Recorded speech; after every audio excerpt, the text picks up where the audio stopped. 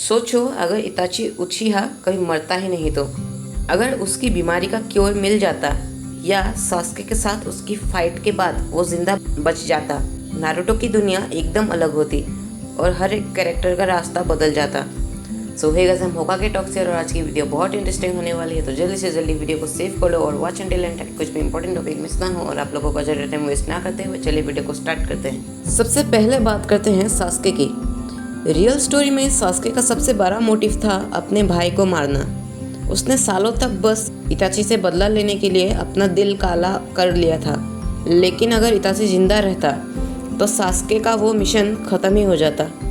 उसके सामने एक सच आ जाता कि इताची ने पूरा मैसेकर अपनी मर्जी से नहीं किया, बल्कि कोनोहा के एल्डर्स के ऑर्डर पे किया। अगर इताची खुद सास्के को जिंदा होते हुए ये सच बताता तो सास्के अपना पूरा गुस्सा अपने भाई पे नहीं बल्कि दांजो और उन एल्डर्स पे निकालता। मतलब सास्के का हेट विलेज के इनोसेंट लोगों पे नहीं बल्कि सिस्टम पे होता और इताची उसको गाइड करता कि किस तरह रिवेंज लेना है बिना खुद को ख़त्म किए। अब इताची खुद की सोचो, जिस आदमी ने अपनी पूरी ज़िंदगी अपने गांव के लिए सेक्रीफाइस की, जिसका नाम हर वक्त एक ट्रेटर की तरह यूज़ हुआ, अगर वो ज़िंदा रहता तो अपनी सेक्रीफाइस की वैल्यू खुद देख पाता। वो ओपनली नारुतो और विलेज के साथ खड़ा होता। कोनोहा के लोग उसे शायद पहले डाउट करते, लेकिन जब सच सामने आता इताची को एक हीरो माना जाता। वो एक ऐसा शिनोबी होता जिसका नाम होकागे लेवल पे लिया जाता। रियल स्टोरी में नारुतो को सास्के को समझने और उसे वापस लाने का सबसे बड़ा बोझ था, लेकिन अगर इताची जिंदा होता तो नारुतो के पास एक ऐसा बंदा होता जो सास्के को समझने में उसकी मदद करता। नारुतो के स्पीचेस और एफर्ट्स कम लगते क्योंकि इताची के शब्द सास्के के लिए ज़्यादा हैवी होते। नारुतो के पास हमेशा एक मेंटर फिगर होता जो उसे बैटल्स में स्ट्रेटजी और लाइफ में पेशेंस सिखाता। अब आते हैं अकात्सुकी पर। अगर इताची अपना कवर तोड़ देता और कोनोहा के साथ ओपनली जुड़ जाता तो अकात्सुकी के लिए ये एक सबसे बड़ा लॉस होता, क्योंकि इताची उनके सबसे पावरफुल मेंबर्स में से एक था। पेन का प्लान कोनोहागाकुरे पे अटैक करने का शायद सक्सेसफुल ही नहीं होता। इताची पेन के रिनेनगान को समझने में नारुतो की मदद करता और नागाटो को डायरेक्टली अपने टीचर के रूप में कन्फ्रंट करता। मतलब पेन का पूरा इन्वेशन अलग टर्न ले लेता। नागाटो शायद पहले ही मान जाता और विलेज डिस्ट्रक्शन वाली ट्रेजेडी कभी होती ही नहीं। और अब सबसे बड़ा मुद्दा, फोर्थ ग्रेट निंजा वार। रियल स्टोरी में इताची को ईडो टेंसेई से वापस लाया गया था और उसने अपनी मर्जी से कंट्रोल तोड़ के मादरा और काबुटो के अगेंस्ट हेल्प की थी।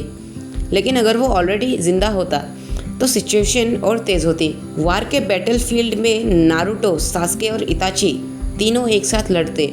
नारुतो के पास कुरामा का चाक्रा होता, सास्के के पास शारिंगन और उसकी पावर होती, और इताची अपना सुसानो, अमातेरासु और अपनी अनबीटेबल इंटेलिजेंस लेकर बैटलफील्ड पे होता। ये तीन अगर एक साइड होते तो मादरा और ओबिटो को रोकना बहुत ज़्यादा मुश्किल हो जाता। काबुटो का ईडो टेंसेई भी इताची के बिना कंट्रोल के फेल हो जाता, क्योंकि इताची जिंदा होता तो वो इज़ानामी जैसा मूव रियल टाइम में यूज़ करके काबुटो को रोक देता।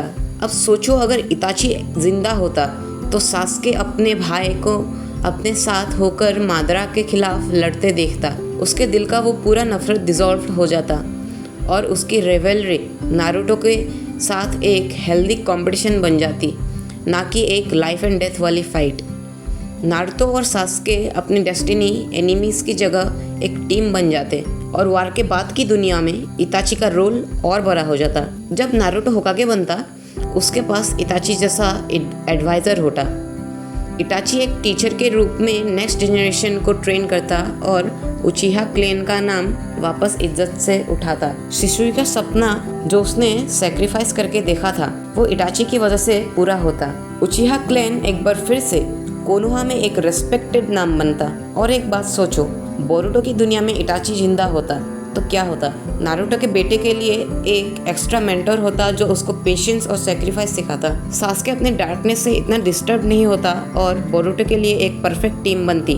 नारुतो, सास्के और इताची, तीन लेजेंड्स एक ही एरा में एक ही गांव के लिए लड़ते हुए।